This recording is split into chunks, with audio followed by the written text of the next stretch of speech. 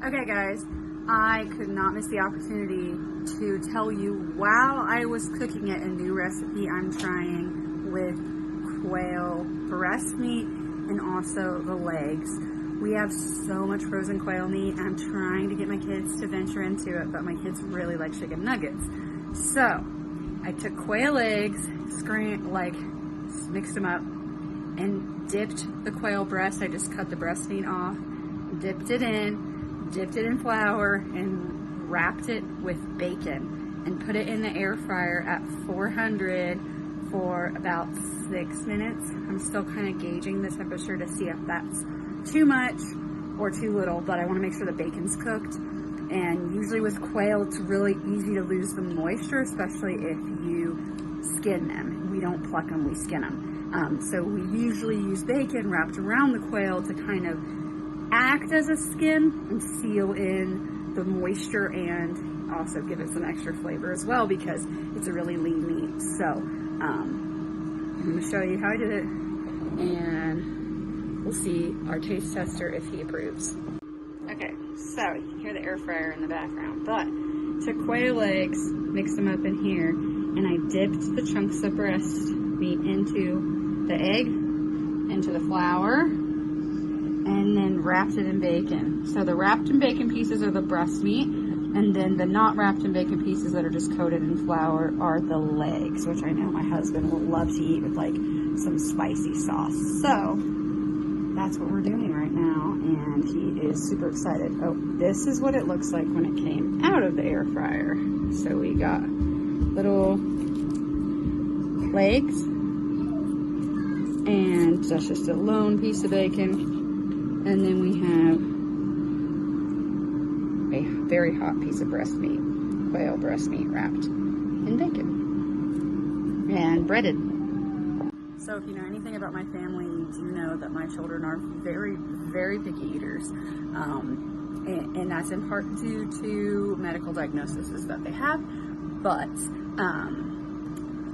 he loves bacon and he loves chicken nuggets.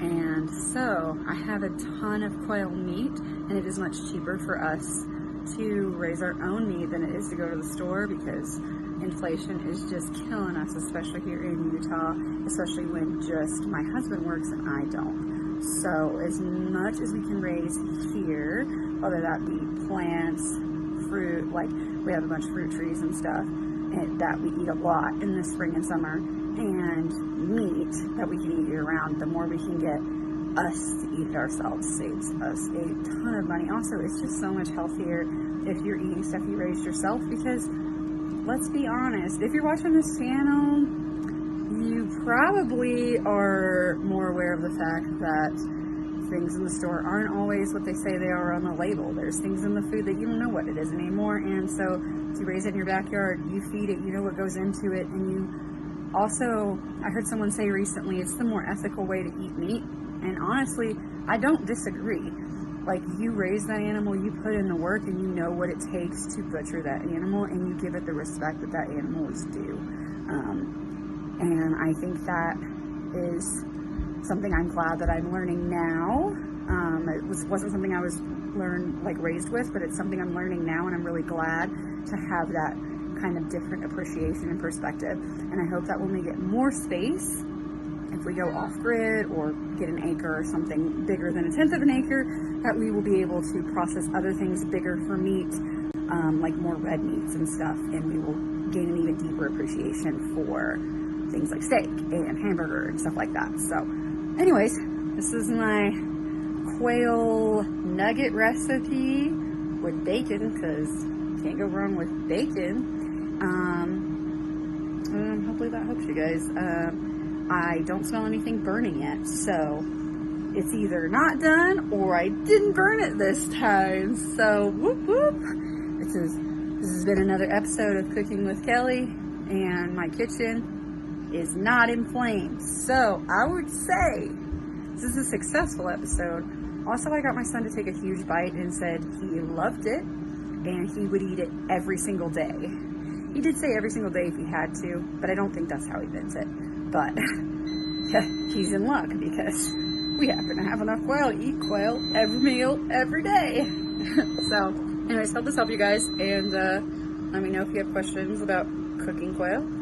I am getting better every day with it, and I can definitely point you in the right direction of people that are much better cooks than me.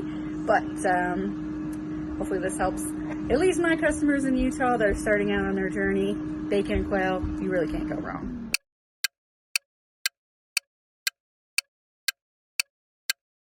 Okay guys, I'm tasting a bite of this.